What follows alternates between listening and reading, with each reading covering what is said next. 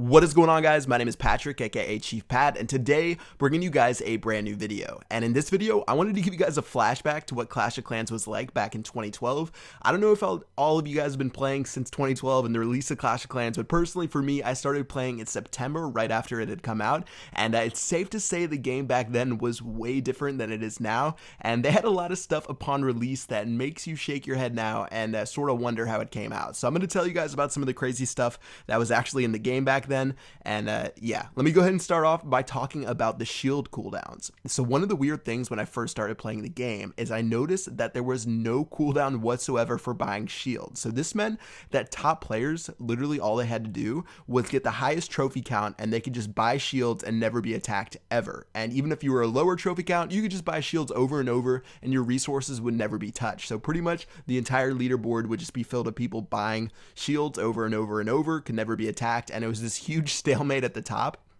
And they had to remove that feature from the game pretty much immediately after the game came out. And of course, there was a huge, it was the funniest thing. I remember one of the first times I looked on the forum, there was all this rioting by the top players saying how unfair it was. And I don't know how they could possibly justify the fact that they were literally paying to win the game as something that should have been a game mechanic inside of the game. So unlimited shields, sort of a funny fact back when Clash came out. Also, you were able to cancel upgrades and get 100% of your resources back. And while that might not seem like a big deal, this led to a huge problem where people would just literally start the most expensive upgrades when they stopped playing. And once they got back on their device, they would cancel the upgrade and their resources would be protected during that entire time. So instead of having 2 million gold and 2 million elixir available for someone to attack you, you would just do 2 million gold and 2 million elixir worth of upgrades. And then once you log back on, you would just cancel those upgrades and get all your resources back. So that was a big problem that led to a lot of people not having a lot of loot inside of their storages.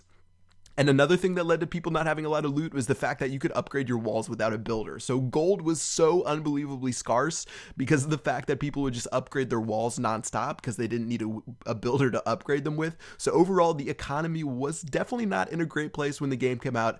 And those were some of the funny things that happened back then. All right, so also something that they didn't introduce right away was loot penalties. Back when the game came out, there was no such thing as loot penalties. So if you were a maxed out, there weren't Town Hall 10s back there, but let's say you had a max base and you could, let's say you had a max base, max troops, either Town Hall 8, Town Hall 9, depending on when you played in 2012, you could sit and attack Town Hall 5s and Town Hall 6s over and over again, and there was no 95% loot penalty by attacking one of those bases. Instead of getting 5% of what available, you'd get 100% of what was available by attacking those bases, so no one ever gained trophies at all. It was literally the most chaotic thing ever. There would be more Town Hall 9s at 1,000 trophies than there were Town Hall 5s. It was the most ridiculous thing ever. And of course, they had to introduce a loot penalty ASAP because no one was having fun because their base would get smashed by maxed out bases over and over and over again.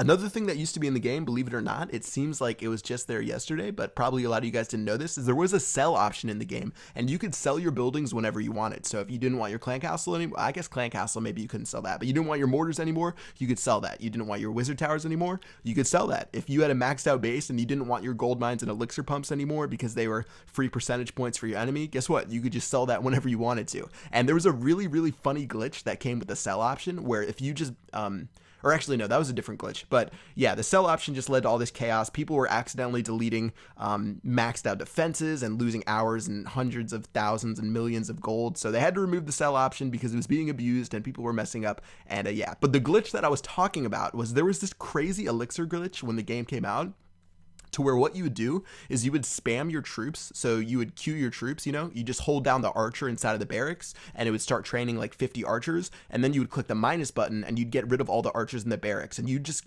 queue troops and take them off the queue over and over and over again. And for some reason, it would actually give you more elixir than what you lost. So there was an unlimited elixir glitch when the game came out to where people were just getting a ridiculous amount of elixir and you never had to raid for elixir at all. There was just queue your troops up over and over again, take them off the queue, and guess what? You'd have as much elixir as you wanted, and they had to fix that one as soon as possible. All right, probably my favorite thing, and this was the most ridiculous thing ever, and I'm so glad they changed this, was that the fact that your army camps, if you're on defense, let's say I trained up an army worth 200,000 elixir and someone attacks my base, and literally all they do is destroy your army camps, you lose your entire army when someone destroyed your camps. So while it might have seemed like a cute mechanic and something that makes sense, like, hey, if someone destroys your army camp, you lose your army. Well, in Clash, your army camps, you can't protect them because they're so big and people would put them outside of your base, and you would literally lose your entire army composition. So there was no such thing as training up your troops and logging off, because if you logged off,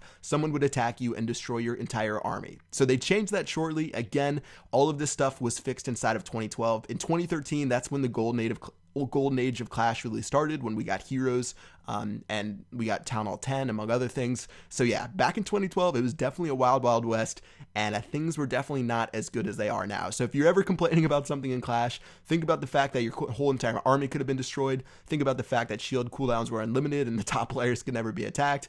And yeah, that's pretty much it for this video. Hope you guys enjoyed this look back into 2012 in Clash of Clans.